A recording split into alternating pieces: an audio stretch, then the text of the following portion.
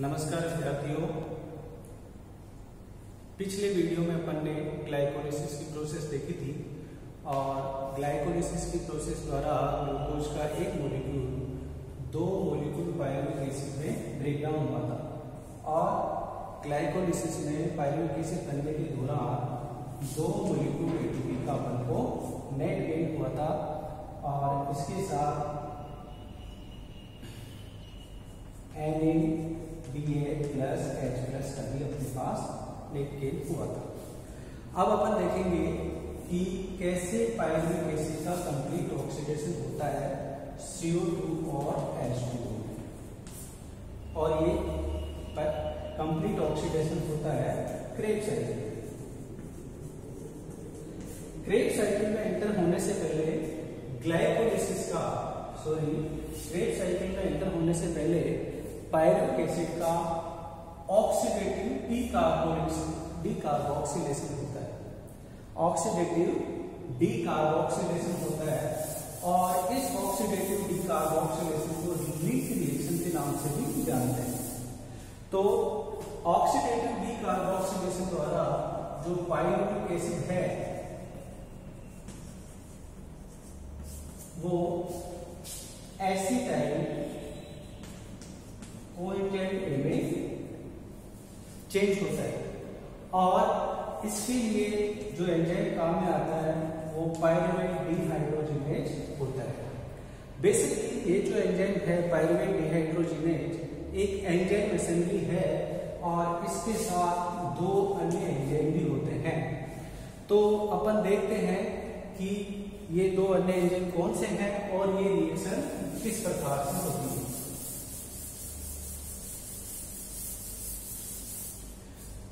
तो इसमें enzyme E1 है पायरुवेट डिहाइड्रोजिनेज। एंजाइम E2 है डाइहाइड्रोलाइकोइल ट्रांसएसिटाइलेज।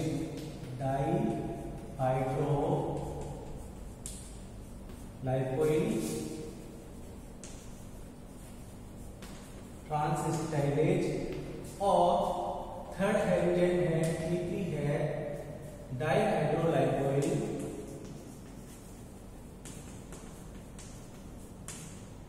डिहाइड्रोजिनेज।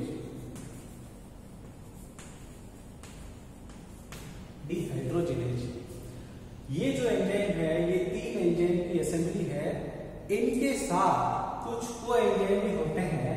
तो इस रिएक्शन में 5 प्रकार के कोएंजाइम काम आते हैं जो इन एंजाइम्स को सहायता करते हैं। तो कोएंजाइम पहला है TPP थाइमिन पायरोफॉस्फेट। कौन सा है? Thymine pyrophosphate TPP।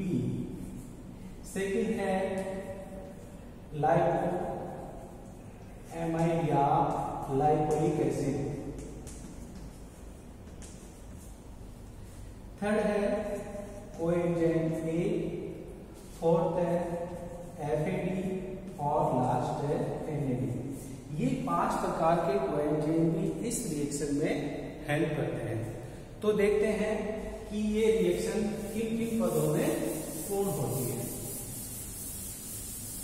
तो जैसे कि रिएक्शन है ऑक्सीडेटिव डीकार्बोक्सिलेशन, ये 3 कार्बन परमाणु वाला पायरुविक एसिड 2 कार्बन परमाणु वाले एसिटाइल कोएंजाइम में चेंज होता है। तो इसमें ऑब्वियसली एक CO2 मॉलिक्यूल का निष्कासन होता है। तो अपन देखते हैं pyruvic acid CH3COCOO। Pyruvate decarboxylation द्वारा इसमें एक CO2 मॉलिक्यूल बाहर निकलता है और इस रिएक्शन में जो कोएंजाइम काम में आता है वो है TPP थाइमिन पायरोफॉस्फेट। और इसमें जो प्रोडक्ट बनेगा, इसका जो प्रोडक्ट बनेगा हाइड्रोक्सी या एसीटोन टीपीपी कॉम्प्लेक्स बनता है। ये जो रिएक्शन है ये कैटालाइज होती है पीडीएच एंजाइम E1 द्वारा ये रिएक्शन कैटालाइज होती है। नेक्स्ट इसमें क्या होता है,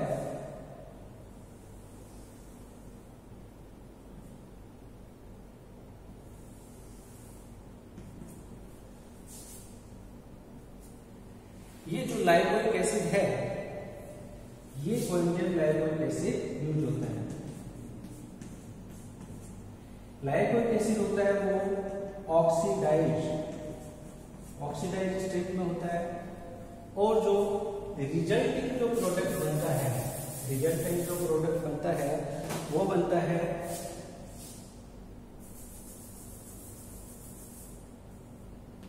CH3COH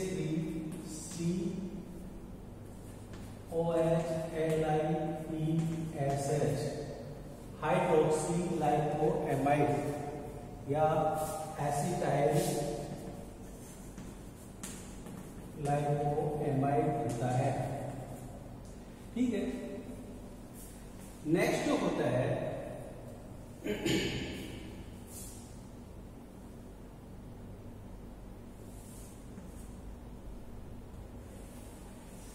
नेक्स्ट कोएंजाइम आता है वो कोएंजाइम ए आता है और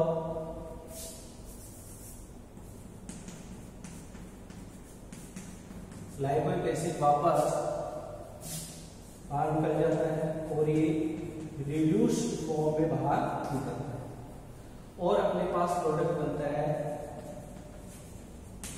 एसिटाइल कोएंजाइम ए।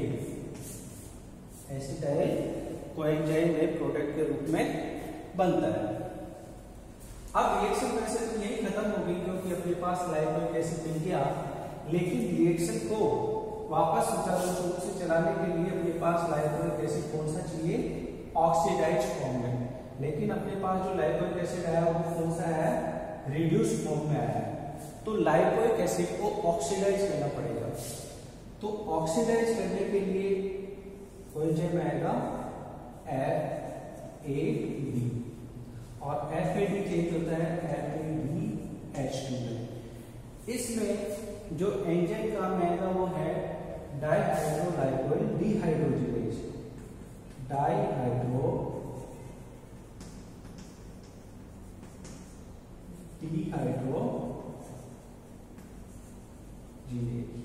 ठीक है। तो लाइपोइक एसिड जो रिड्यूस फॉर्म में था वो इसके द्वारा अपन को प्राप्त हो गया ऑक्सीडाइज फॉर्म में और ऑक्सीडाइज लाइपोइक एसिड वापस रिएक्शन में काम में आता है। लेकिन अब यहाँ पे क्या होता है, FAD का वापस ऑक्सीडाइज एसिड होता है और ये होता है NAD द्वारा और रिजेक्शन प्रोडक्ट बनता है NADH+H+।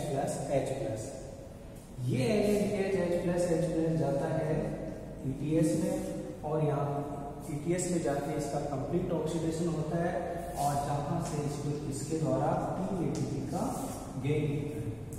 और जो पायरुविक एसिड के कंप्लीट ऑक्सीडेशन द्वारा जो बनता है ऑक्सीडेटिव डीकार्बोक्सिलेशन द्वारा जो एसिटाइल कोएंजाइम में बनता है वो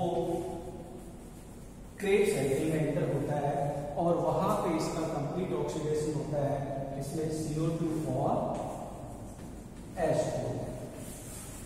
ये लिंक रिएक्शन है। अब एक बार वापस इसको देखते हैं। पायरुवेट जो होता है, पायरुवेट का प्रथम रिएक्शन में क्या होता है, डीकार्बोक्सिलेशन होता है और यहां से एक CO2 मॉलिक्यूल बाहर निकलता है और ये एंजाइम और इसमें इस रिएक्शन में जो कोएंजाइम होता है वो होता है PPP थायमिन पायरोफॉस्फेट होता है और रिजल्टेंट जो मॉलिक्यूल बनता है वो बनता है एसीटो TPP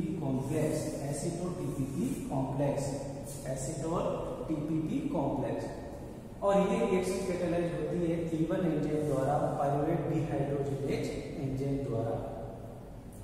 नेक्स्ट जो रिएक्शन होती है इसमें क्या होता है कि लाइपोइक एसिड कोएंजाइम के रूप में लाइपोइक एसिड और वो ऑक्सीडाइज फॉर्म में काम में आता है, ऑक्सीडाइज फॉर्म में काम में आता है और लाइपोइक एसिड और एसीटोन टीपीपी कॉम्प्लेक्स रिएक्ट करके बनाते हैं एसिटाइल लाइपोएमाइड। क्या बनाते हैं? एसिटाइल लाइपोएमाइड बनाते हैं, एसिटाइल लाइपोएमाइड बनाते हैं। ठीक है, और अब ये एसिटाइल लाइपोएमाइड कोएंजाइम ए के साथ क्रिया करके, कोएंजाइम ए के साथ क्रिया करके एसिटाइल कोएंजाइम का निर्माण करते हैं और ये एसिटाइल कोएंजाइम में क्रेब्स साइकिल में एंटर करता है। क्रेब्स साइकिल में एंटर करके इसका कंप्लीट ऑक्सीडेशन होता है CO2 और वाटर मॉलिक्यूल और बाय प्रोडक्ट के रूप में बनता है लाइपोएमाइड या लाइपोइक एसिड रिड्यूस फॉर्म में बनता है और ये रिड्यूस लाइपोइक एसिड वापस ऑक्सीडाइज होके ऑक्सीडाइज लाइपोइक एसिड में चेंज होता है। ये जो रिएक्शन है इस रिएक्शन को कैटालाइज करता है डाइहाइड्रोलाइपोइल ट्रांसएसिटाइलेज। डाइहाइड्रोलाइपोइल ट्रांसएसिटाइल एंजाइम द्वारा ये E2 एंजाइम द्वारा ये कैटालाइज होती है। अब नेक्स्ट जो रिएक्शन होता है वो होती है लाइपोएमाइड या लाइपोइक एसिड जो रिड्यूस फॉर्म होता है उसको उसका ऑक्सीडेशन, उसका ऑक्सीडेशन। अब यहाँ पे ऑक्सीडेशन में ऑक्सीजन तो यूज नहीं हो रही, लेकिन ऑक्सीडेशन में क्या होता है यहाँ पे इसके दोनों हाइड्रोक्सी ग्रुप या दोनों हाइड्रोजन रिमूव होते हैं और ये रिमूव होकर FAD को कैप्चर करता है और बना लेता है FADH2 और reduce lipoic acid oxidised lipoic acid में चेंज होता है। ये रिएक्शन कैटालाइज होती है डाइहाइड्रोलाइपोइल डिहाइड्रोजनेज एंजाइम के द्वारा। अब ये जो FADH2 होता है, ये रिड्यूस FADH2 होता है, इसको ऑक्सीडाइज करता है NAD और इसके द्वारा जो रिमूव किए गए दो हाइड्रोजन मॉलिक्यूल जो होते हैं वो NAD द्वारा कैप्चर कर लिए जाते हैं और रिजल्टेंट बनता है अपने पास NADH+H+। ये NADH+H+ एंटर होता है ETS में और ETS में इसके द्वारा 3 ATP का गेन होता है। तो जो ये लिंक रिएक्शन है इसके द्वारा पायरुविक एसिड है वो एसिटाइल कोएंजाइम में और NADH+H+ में चेंज होता है, NADH+H+ में चेंज होता है। तो इस रिएक्शन में पायरुविक एसिड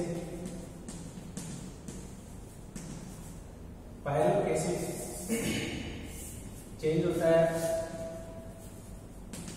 एसिटाइल कोएंजाइम के और NADH+H+ और इसमें CO2 का एक मॉलिक्यूल भी बाहर निकलता है।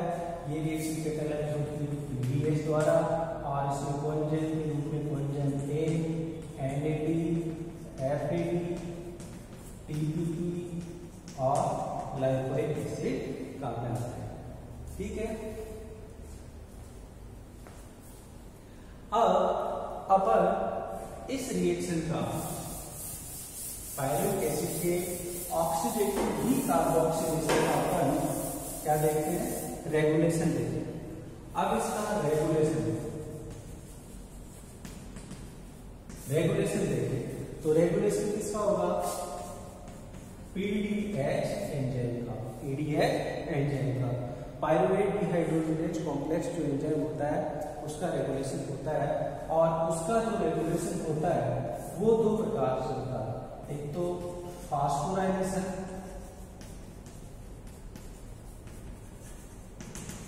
या डीफास्फोराइलेशन। फास्फोराइलेशन द्वारा या डीफास्फोराइलेशन। अब पीडीएच का फास्फोराइलेशन करता है पीडीएच फास्फोकाइनेज एंजाइम द्वारा, पीडीएच काइनेज एंजाइम द्वारा और डीफास्फोराइलेशन होता है फास्फेटेज एंजाइम द्वारा। अब ये फास्फोराइलेशन और डीफास्फोराइलेशन क्या होता है? जब सेल में पर्याप्त मात्रा में एटीपी हो या पर्याप्त मात्रा में एसिटाइल कोएंजाइम ए हो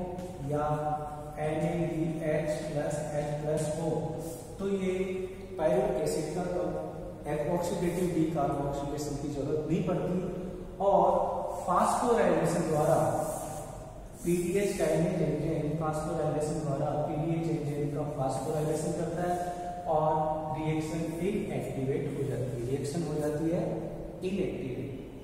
जब सेल में एसिटाइल कोएंजाइम और एनएडीएच की कमी हो जाती है तब फास्फेटेज एंजाइम इसका डीफॉस्फोराइलेशन करते हैं और रिएक्शन हो जाती है एक्टिवेट हो जाती है और रिजल्टेंट एसिटाइल कोएंजाइम में और NADH plus H plus cell में बनते हैं और एसिटाइल कोएंजाइम में वापस स्क्रैप साइकिल में एंटर करता है और इसका कंप्लीट ऑक्सीडेशन होता है।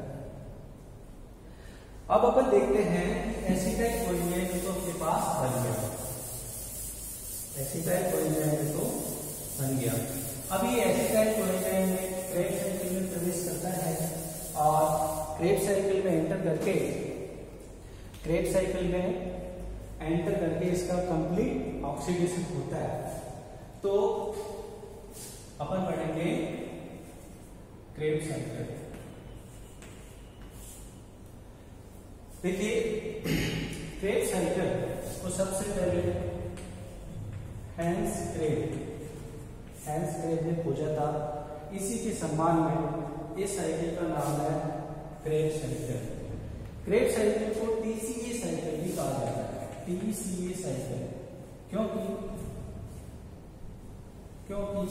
इसका जो फर्स्ट प्रोडक्ट है वो है सिट्रिक एसिड, उसमें 3 कार्बोक्सिलिक एसिड फंक्शनल ग्रुप होते हैं, इस वजह से इसको टीसीए साइकिल भी कहा जाता है। इसको सिट्रिक एसिड साइकिल के नाम से भी जाना जाता है, सिट्रिक एसिड साइकिल के नाम से भी जाना जाता है क्योंकि इसका जो फर्स्ट जो प्रोडक्ट होता है वो सिट्रिक एसिड होता है, इसकी वजह से इसका नाम सिट्रिक एसिड साइकिल भी जाना जाता है। अब इसको साइकिल क्यों कहते हैं? क्योंकि इस क्रेब साइकिल की जितनी भी रिएक्शन होती है वो एक चक्कर के रूप में चलती है और जो इसका जो एंड प्रोडक्ट होता है वापस क्रेब साइकिल में काम आता है, तो एक चक्कर के रूप में इसकी रिएक्शन चलती है। तो देखते हैं कि क्रेब साइकिल कैसे होता है, कितनी रिएक्शन होती है।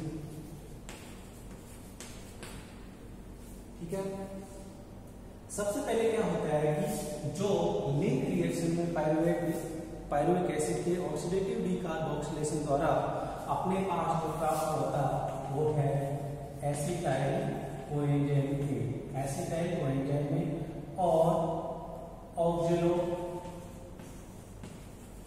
एसिटिक एसिड, ऑक्जेलो एसिटिक एसिड ये तो 2 कार्बन कंपाउंड है और ये है 4 कार्बन कंपाउंड। दोनों की कंडेंसेशन रिएक्शन द्वारा रिजल्टेंट प्रोडक्ट बनता है सिट्रिक एसिड, रिजल्टेंट प्रोडक्ट बनता है सिट्रिक एसिड और ये 6 कार्बन कंपाउंड पहला इसका प्रोडक्ट बनता है क्रेब साइकिल में। ठीक है, और इस एंजाइम को कैटालाइज करता है सिट्रेट सिंथेटेट।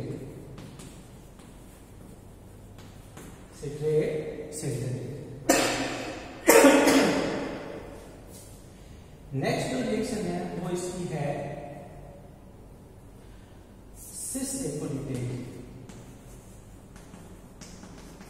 सिस एकोनिटेज बनता है और ये रिएक्शन कैटालाइज होती है एकोनिटेज एंजाइम द्वारा, ये भी 6 कार्बन कंपाउंड है।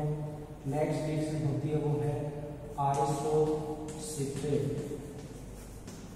और ये कैटालाइज होता है एकोनिटेज एंजाइम द्वारा, ये भी 6 कार्बन कंपाउंड है।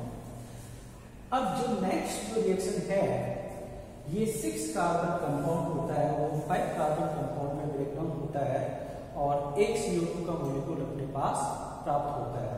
तो ये रिएक्शन है डीकार्बोक्सिलेशन रिएक्शन और साथ में ये ऑक्सीडेशन रिएक्शन भी है और रिजल्टेंट प्रोडक्ट के रूप में अपने पास प्राप्त होता है अल्फा कीटो ग्लूटेरिक एसिड। ये 5 कार्बन कंपाउंड का अपने पास प्रोडक्ट मिलता है। ये जो रिएक्शन है इस रिएक्शन में एक NADH प्लस H प्लस मिलता है और CO2 का मॉलिक्यूल बाहर निकलता है और ये रिएक्शन कैटालाइज होती है आइसोसेप्टेट डिहाइड्रोजनेज एंजाइम द्वारा।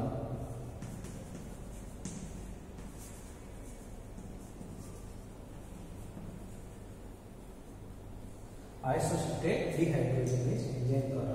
जो आइसोसेप्टेट यहाँ से जो दो हाइड्रोजन मॉलिक्यूल निकलते हैं, हाइड्रोजन परमाणु निकलते हैं, उनको कैप्चर करता है NAD और रिजल्टेंट बनाता है NADH प्लस H+ और एक CO2 का मॉलिक्यूल बाहर निकलता है और प्रोडक्ट बनता है अपने पास अल्फा कीटोग्लूटेरिक एसिड।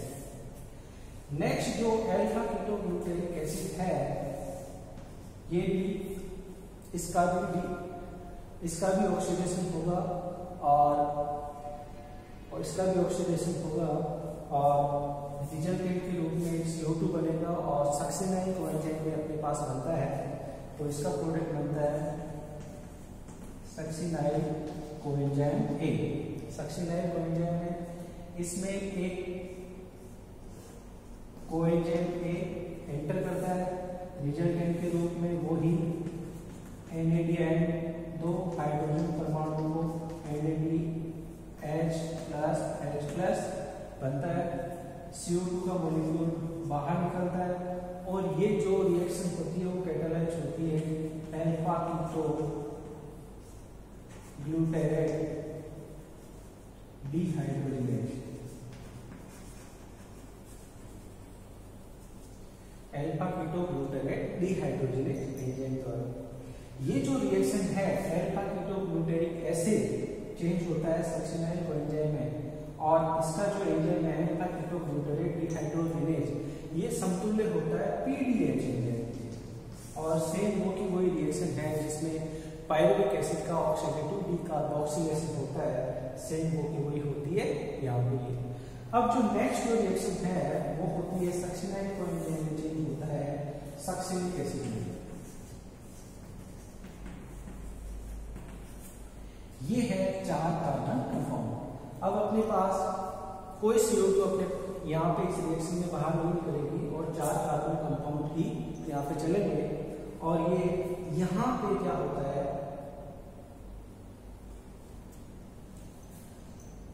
यहाँ पे जो एंजाइम होता है वो सक्सिनेट काइनेज एंजाइम होता है और यहाँ पे एनर्जी के रूप में एक फॉस्फोरस निकलता है और इसको कैप्चर करता है GDP।